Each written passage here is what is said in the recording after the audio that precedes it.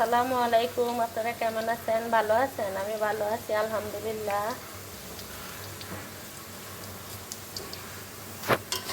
আমি এই যে লবণ, পেঁয়াজ, কাঁচামরিচ কি করি দেখতে থাকেন। এই হলুদের গুঁড়া দিলাম, মরিচের গুঁড়া দিলাম, রাঁধুনি মরিচের গুঁড়া, আর দিলাম জিরা ধনিয়ার গুঁড়া।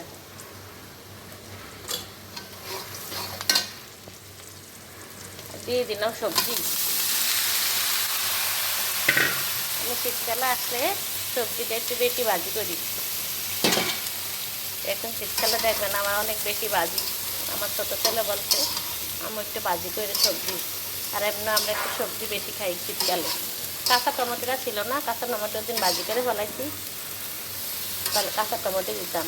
এখানে ফুলকপি, গাজর, আলু, বরবটি, বেগুন,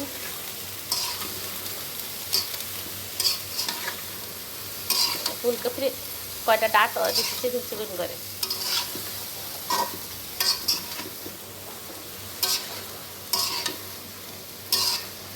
শীতের দিনে এই সবজিটা ভাজি করলে মজা লাগে, ভালো লাগে।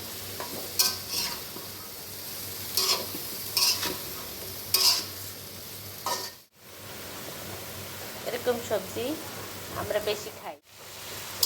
এই দেখেন কি সুন্দর সবজি হয়েছে। এই সমস্ত ভাজি করতে গেলে আপনারা একটু তেল বেশি দিবেন, তেলের মধ্যেই হবে। আমি এগুলো দিতে কোনো ভাজির মধ্যে পানি লাগাই না, পানি দিই না। পানি দিলে ভাজি মজা লাগে না, ভাজি পানসা লাগে। সব তেলের মধ্যে হইতে হইবে, তাহলে খুব টেস্ট হবে। তাহলে বলবেন আপনি ভাজি করছেন, আপনারটা মজা লাগছে, আমাদেরটা মজা হয় না কেন? পানি দিবেন না, একটু তেল বেশি দিবেন। এই যে তেল বেশি বলতে এই যে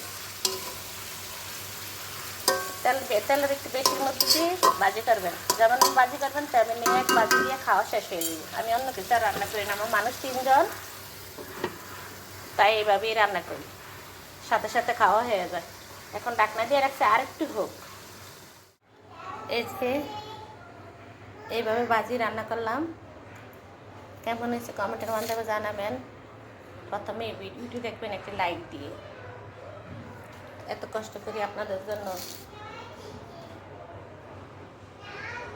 ভিডিও করি, একটু লাইক দিয়ে না দেখলে কিভাবে হয়? আমি কিন্তু সবাইকে লাইক দিই।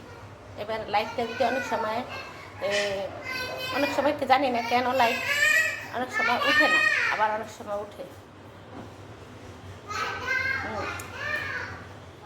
আর কেমন হলো ভাজি? আমি শীতকালে এভাবে এরকম করে ভাজি রান্না করি, তা ভালো লাগে। কিন্তু মনে ছিল না একটু মটরশুঁটি দিতে। এক ভাজি দিয়ে আমাদের খাওয়া হয়ে যাবে, আমরা তো খাবারই খাই দুপুরে একবেলা।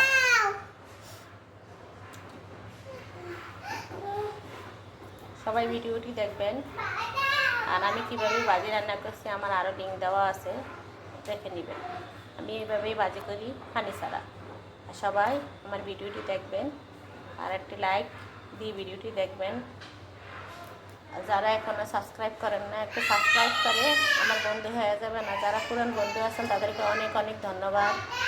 সবাই পাশে থাকবেন, ভালো থাকবেন, সুস্থ থাকবেন। আল্লাহ হাফেজ।